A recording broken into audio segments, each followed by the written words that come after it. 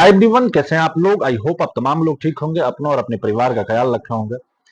दोस्तों, आज की कहानी जो मैं रिकॉर्ड कर रहा हूँ, ये कहानी असल में जब मैं ये अपलोड कर रहा हूँ, जब ये कहानी आप लोग सुन रहे हैं, तो ये कहानी आपके अपलोड देखने से तकरीबन 1 महीने पहले मैं शूट कर रहा हूँ। बिकॉज कुछ प्रॉब्लम्स की वजह से मैं ये वीडियो अपलोड नहीं कर पाया। दोस्तों, टॉपिक मैं शुरू कर रहा हूँ। टॉपिक जो हमारी आज के, वो 1 महीना पहले जो भसड़ मची हुई थी सोशल मीडिया पे, आपने सुना भी होगा, इलेक्टोरल बॉन्ड के रिलेटेड। दोस्तों, इस कहानी को सुनाने से पहले मैं आप लोगों से बस एक छोटा सा रिक्वेस्ट करना चाहूंगा कि प्लीज इस कहानी को सुनने के लिए आपका न्यूट्रल होना बहुत जरूरी है। किसी भी पार्टी विशेष अगर आप लोग इस चीज को समझेंगे या सोचने की कोशिश करेंगे तो आप नहीं सोच पाएंगे। तो आपसे हाथ जोड़ के विनती है कि थोड़ी देर के लिए न्यूट्रल हो जाइए और इस चीज को समझने की कोशिश कीजिए जो मैं सुनाने जा रहा हूँ। उसके बाद अगर इस कहानी में आपको कहीं भी किसी तरह का अगर फॉल्ट लगे, बाय फॉल्ट अगर फैक्ट मिस हो, तो आप लोग कमेंट के जरिए हमें करेक्ट कर सकते हैं। सीधे अब हम लोग ज्यादा वक्त को बर्बाद न करते हुए सीधे स्टोरी की तरफ चलते हैं। देखिए, सुप्रीम कोर्ट ने अभी हाल ही में कुछ दिन पहले अपने डिसीजन में उन्होंने इलेक्टोरल बॉन्ड को असंवैधानिक घोषित कर दिया है और निर्वाचन आयोग को आदेश दिया है कि वो पूरी की पूरी डेटा को पब्लिक करे। अब ये इलेक्टोरल बॉन्ड होता क्या है, इसको समझते हैं। सबसे पहले देखिए, भारत दुनिया का सबसे बड़ा लोकतंत्र जनसंख्या के हिसाब से है और हम लोग लोकतंत्र की जननी है। बिहार के लिच्छवी गणराज्य में सबसे पहले लोकतंत्र की स्थापना हुई थी। अब लोकतंत्र में होता क्या है, जनता की चुनी हुई सरकार आती है जो हर 5 साल में उनको वोट देती है। लेकिन इस वोट को जीतने के लिए अलग अलग पार्टियों की चुनाव में होड़ लगी रहती है। चुनाव को लेकर अभी इस चुनाव में बहुत ज्यादा पैसे खर्च होते हैं और ये खर्च कई तरह से होते हैं। जो फ्रंट से दिखते हैं, जैसे हेलीकॉप्टर हो गया, रैली हो गया, तंबू हो गया, टेंट हो गया, समियाना हो गया, लाइट हो गया, माइक हो गया, इटीसी, ये सब लगाया जाता है। खाना पीना सब खिलाया जाता है। कुछ ऐसे खर्च होते हैं जो डिजिटल होते हैं, अखबार में ऐड देना, बड़े बड़े होर्डिंग्स लगाना, पर्चियां बांटना, मोबाइल पर मैसेजेस करना, इटीसी, अनाउंसमेंट करना। इसके अलावा अंडर द टेबल भी बहुत लोग पैसे खिलाते हैं, खाना पीना, शराब, कुछ लोग मतलब शराब बांट के भी लोग वोट मांग लेते हैं। तो कई तरह के ऐसे खर्च होते हैं यहाँ पर। बट ये खर्च जो मैंने आपको अभी बताया, ये खर्च इलीगल है। लेकिन इस खर्चों को जो सरकार दिखाती है, ये हमने खर्च किया, इन खर्च के लिए राजनीतिक पार्टी का कोई बिजनेस तो करती नहीं है, कोई ड्यूटी तो करती नहीं है। उन्हें क्या होता है कि उन्हें मिलता है फंड और उन्हें फंड की जरूरत होती है। चुनाव की जरूरत होती है तो राजनीतिक पार्टियों को चंदा दिया जाता है। यहाँ पर चंदा हर देशों में चलता है, जब तक कि ये एक रूल रेगुलेशन के अंडर रहे तब तक ही चलता है। कोई आदमी जिसे लगता है कि उनकी विचारधारा की पार्टी है, उन्हें पैसे दे देती है। किसी के पास ज्यादा पैसे है, किसी के पास कम पैसे है, अपने हिसाब से फंड दे देती है। इसी फंड के हिसाब से वो अपने डेली खर्च को निभाते हैं। जैसे किसी एक पार्टी का हेलीकॉप्टर जाता है, कोई चार्टर्ड प्लेन जाता है, ये सारे पार्टी फंड से ही पैसे जाते हैं। पार्टी फंड के पास पार्टी के पास फंड ज्यादा रहता है, तो इसमें होता यह है कि फंड में एक समस्या ये होती है कि अगर कोई किसी को फंड देता है तो उसे ब्लैक मनी बहुत ज्यादा होता है। जैसे किसी के पास टैक्स का पैसा है, टैक्स नहीं दिया, अब वो कैश लेके किसी पार्टी में जाके दे देता है। उसमें क्या होता है कि वो कैश का बहुत ज्यादा ट्रांजेक्शन होने लगा। तो इसी को देखते हुए 2018 में इलेक्टोरल बॉन्ड को लाया गया। इस इलेक्टोरल बॉन्ड के माध्यम से एसबीआई इलेक्टोरल बॉन्ड को जारी करती है। कोई भी व्यक्ति एसबीआई से कुछ फिक्स शाखाओं में जाके, ब्रांचेस में जाके इलेक्टोरल बॉन्ड को खरीद सकता है। यह जो रसीद दिख रही है, यही है इलेक्टोरल बॉन्ड। इस इलेक्टोरल बॉन्ड के कुछ भी नहीं लिखा रहेगा कि कौन खरीदा, किस पार्टी को देगा। जिसके पास यह आ गया, चलता फरता ये एक डिमांड ड्राफ्ट की तरह है। यहाँ पर जैसे मोबाइल का एक रिचार्ज होता है, जो उसको पहले जो आता था मोबाइल का कूपन वाला रिचार्ज, जो उसको खुर्च लिया वो कूपन उसी का है, वही उसको लेगा। अब होता क्या है कि इसको राजनीतिक पार्टी को दे दीजिए और इसे वो कैश करा लेगा। जिसके अकाउंट में गया, किसको गया किसी को पता नहीं चला। बस एसबीआई को पता चलता था कि इलेक्टोरल बॉन्ड के सिस्टम से इसमें इलेक्टोरल बॉन्ड जो है वो यहीं से हो गया है। आपका इलेक्टोरल बॉन्ड यही एसबीआई ही जारी कर सकता है। यह साल में हर 3 महीने पे किया जाता है, 3 से 4 महीने पे किया जाता है। 1 से 10 जनवरी के बीच, 1 से 10 अप्रैल के बीच, 1 से 10 जुलाई के बीच, 1 से 10 अक्टूबर के बीच। साल में 4 बार ये होता है। 10-10 दिन के लिए इलेक्टोरल बॉन्ड खुलते हैं। शाखा एसबीआई में कितने का इलेक्टोरल बॉन्ड ले सकते हैं, तो यह है 1,000 से लेकर के 1 करोड़ तक का। अब जैसे किसी को 5 करोड़ का लेना है तो 5 इलेक्टोरल बॉन्ड ले लेगा और 1-1 करोड़ का, और इस हिसाब से वो बॉन्ड लेके जाके किसी भी पार्टी को जमा कर सकता है। अब ये 15 दिन के अंदर जब यह बॉन्ड खरीदा जाता है उसके 15 दिन के अंदर का जो डेट रहता है उसका, वो 15 दिन के अंदर वो राजनीतिक पार्टी को दे देना होता है और राजनीतिक पार्टी अपनी अकाउंट में इसको कैश करा लेती है। अगर 15 दिन क्रॉस हो गया तो यह पीएम केयर फंड में यह चला जाएगा ऑटोमेटिकली। अब पीएम केयर फंड किसी को पता नहीं है वो पैसा कहां जाता है, कहां नहीं जाता है, सरकार किधर खर्च कर सकती है। हालांकि सरकार अपने ऑडिट से यह बाहर रखी हुई है पीएम केयर फंड को, और इस राजनीतिक पार्टी को भी पता नहीं चलता था। तो जैसे यह रूल आया, इसमें एक चीज तो अच्छा था कि इसमें कोई भी व्यक्ति जो इलेक्टोरल बॉन्ड खरीदेगा उसे अपना आधार पैन यानी कि केवाईसी देना पड़ेगा, नो योर कस्टमर।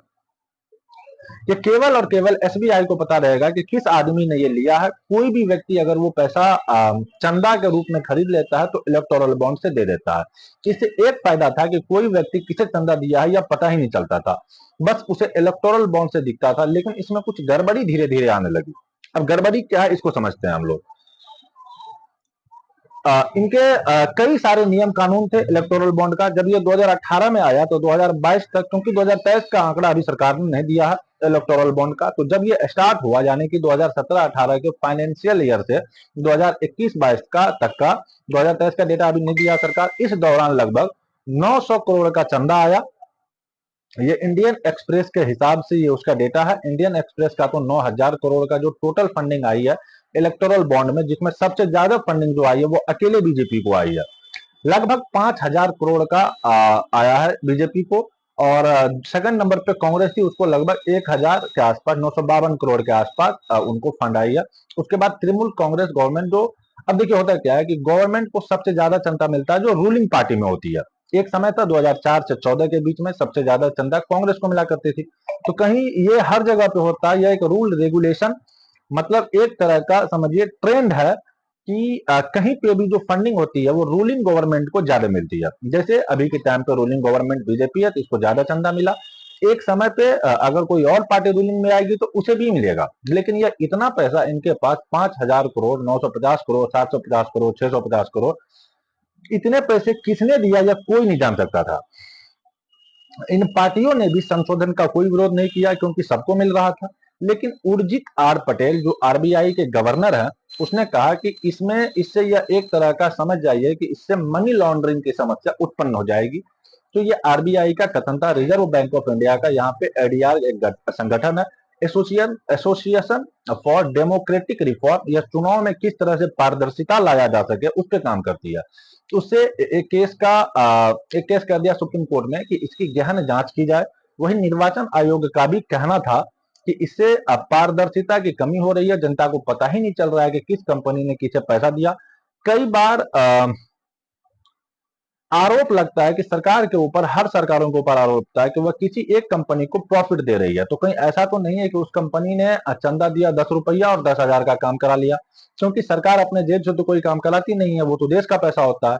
यहाँ पर तो इसी के लिए सुप्रीम कोर्ट में एक लंबी बहस चली थी, और सुप्रीम कोर्ट में एडीआर यहाँ पे प्रशांत भूषण और कपिल सिब्बल, ये सुप्रीम कोर्ट के बहुत सीनियर जज हैं। अमूमन देखे होंगे गवर्नमेंट के जो भी केसेस वगैरह होते हैं वहां पे काफी मतलब संवैधानिक, मतलब जो कोर्ट में काफी गवर्नमेंट के क्रिटिक भी रहे हैं ये लोग। तो एक लंबा केस चला यहाँ पर सुप्रीम कोर्ट में, और सुप्रीम कोर्ट के सामने दलीलें रखी गई कि आखिरी इस इलेक्टोरल बॉन्ड से क्या क्या लॉसेस हो रहा है। तो इसको समझिए, इसमें कुछ खामियां थी जिसे सुप्रीम कोर्ट ने समझा। इलेक्टोरल बॉन्ड में जो कमियां पहले की थी कि आप चंदा तभी दे सकते हैं जितना आपका प्रॉफिट है, उससे 7.5 मतलब 7.5% से ज्यादा आप चंदा नहीं दे सकते। और यह हकीकत भी है कि भैया 7.5% कोई भी अपने प्रॉफिट का एक राजनीतिक पार्टी को चंदा दे दे, इससे ज्यादा क्यों देगा। लेकिन इसमें कह दिया गया कि आपको जितना मन है वो दे देना है। एक गड़बड़ थी कि भैया इतना का चंदा आप दूसरे की रेवेन्यू, मतलब टोटल आप जितना सेल करते हैं वो आपका प्रॉफिट नहीं होता है, रेवेन्यू। जैसे कोई सब्जी वाला 100 रुपये का अगर वो सब्जी बेचा तो वो उनका रेवेन्यू है, प्रॉफिट नहीं है। तो पहले का था कि रेवेन्यू का आप 10% ही आप चंदा दे सकते हैं। इसमें कह दिया कि नहीं, आपका जितना मन है दे दीजिए यहाँ पर। तो यहाँ तो समझ में आता है कि भैया प्रॉफिट में है, रेवेन्यू में है तो चंदा दे रहे हैं। इसमें गड़बड़ी ये हो गई, हद तो तब हो गई जब इलेक्टोरल बॉन्ड के माध्यम से जो कंपनियां लॉसेस में थी, लॉसेस मेकिंग कंपनियां भी चंदा देने लगी। वो लॉस में थी फिर भी वो चंदा दे दिया।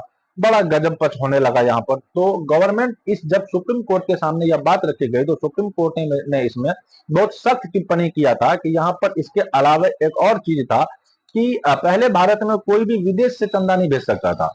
अब आप कल्पना कीजिए कि दुनिया में सबसे ज्यादा पैसा किसके पास है? चाइना के पास है, ऑब्वियस सी बात है। अब मान लीजिए कि चाइना अगर किसी भारत के राजनीतिक पार्टी को करोड़ों रुपए दे दे चंदा के रूप में और उसके पसंद की सरकार यहां बन जाए तो वो सरकार भारत की रहेगी लेकिन वो इशारा चाइना का रहेगा। इसलिए भारत में यह बैन लगाया गया कि कोई भी विदेश से चंदा नहीं ले सकता। लेकिन इलेक्टोरल बॉन्ड में एक समस्या थी कि कोई भी विदेश की कंपनी यहाँ जो विदेश में एक मदर कंपनी है वो अपनी एक छोटी सी कंपनी इंडिया में डाल देगी जिसे हम लोग सेल कंपनी या डॉटर कंपनी कहते हैं।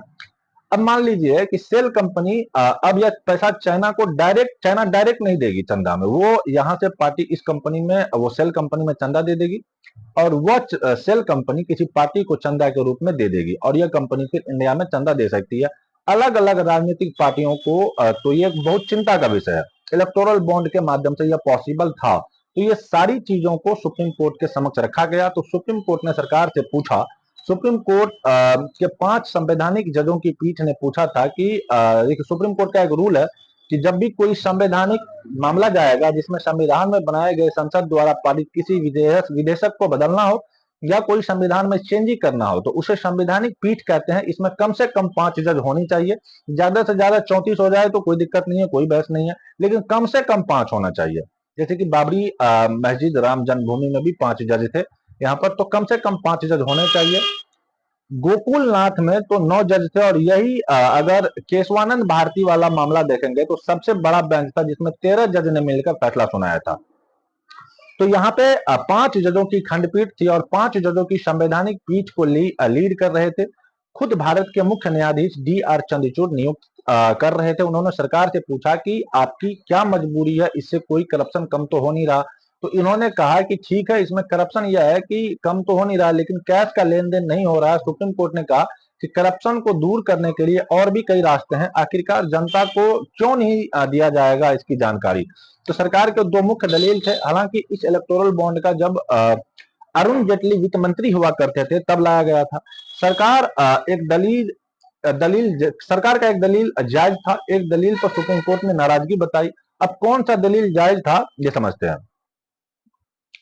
एक दलील पर सुप्रीम कोर्ट ने नाराजगी जताई थी। अब दलील क्या जायज था कि एक था प्राइवेसी की। अगर कोई कंपनी सरकार को चंदा दे रही है और इसका सार्वजनिक कर दिया जाए तो हो सकता है कि जब वो सरकार में ना रहे दूसरी जब पार्टी सरकार में आएगी तो उस कंपनी को अच्छे से बिहेव ना करेगी।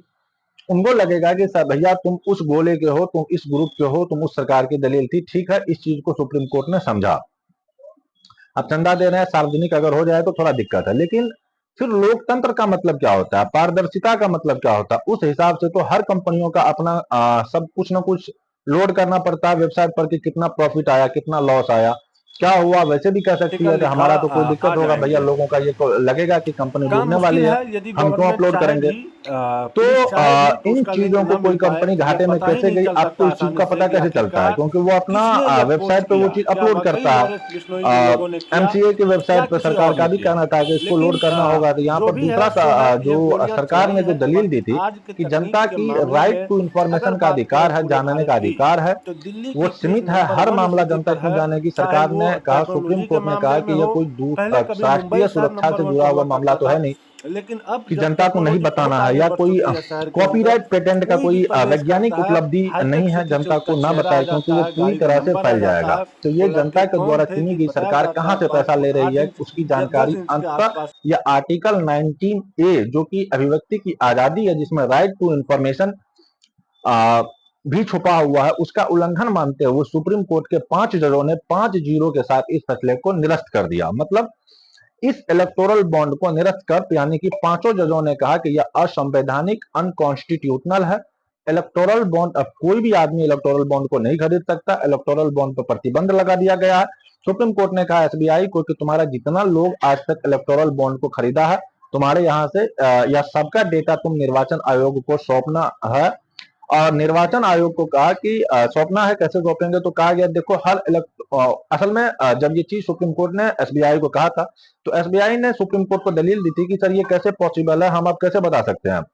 तो सुप्रीम कोर्ट ने उनको कहा कि देखो भैया, इलेक्टोरल बॉन्ड पर जो एक सीरियल नंबर होता है, वो सीरियल नंबर जो इंसान खरीदने गया था, वो अपना केवाईसी का मतलब है कि नो योर कस्टमर। केवाईसी जो अपना कस्टमर को पहचानो और उस आधार पर आपस में लिंक होता है पैन कार्ड। तो उस हिसाब से आप बताइए कि आपको 3 से 4 सप्ताह का समय दिया गया, 4 सप्ताह का समय दिया गया, और कहा कि इस चीज का डिसीजन लीजिए कि आप सारा डेटा दीजिए, और 13 मार्च तक का समय दिया गया था। सुप्रीम कोर्ट ने निर्वाचन आयोग को कहा कि ये सारा का सारा डेटा सार्वजनिक कीजिए। तो 13 मार्च के बाद जब ये चीज आया, तो सबसे पहले तो हम उसके बाद की बात करते हैं, जब ये नहीं आया था तब की बात करते हैं। सुप्रीम कोर्ट ने सर आएगा तो वो बड़ी बड़ी कंपनियां हैं, जिसको कौन कंपनी किसको कितना चंदा दी है, यह पूरे देश के सामने समझ में आ जाएगा। लेकिन लोकतंत्र के लिए ये चीजें जो है किसी पार्टी के पक्ष में या विपक्ष की बात नहीं है, ये देश की पक्ष की बात है। क्योंकि देखिए, कोई जरूरी नहीं कि सत्ता में कौन पार्टी है कौन पार्टी नहीं है, हमेशा संविधान और कानून ऊपर होनी चाहिए। क्योंकि अटल बिहारी वाजपेयी का भी कहना था कि सत्ता आएंगे, सरकारी आएंगी, सरकारें जाएंगी, लेकिन देश रहना चाहिए। तो यह फैसला किसी पार्टी के पक्ष में नहीं है, न किसी पार्टी के विपक्ष में, बल्कि यह फैसला भारत के पक्ष में, और सुप्रीम कोर्ट ने यह बहुत बड़ा डिसीजन लिया है। आई होप इस डिसीजन को आप समझे होंगे। यही थी हमारी आज की स्टोरी इलेक्टोरल बॉन्ड के रिलेटेड। आई होप कहानी आपको समझ में आ गई होगी कि ये क्या पूरा मामला था। वीडियो अगर पसंद आए तो वीडियो को लाइक कीजिएगा, चैनल पे अगर नए हैं तो चैनल को सब्सक्राइब कर बेल आइकन प्रेस कर दीजिएगा। मिलते हैं किसी नए वीडियो में नए टॉपिक के साथ, तब तक के लिए जय हिंद, जय भारत।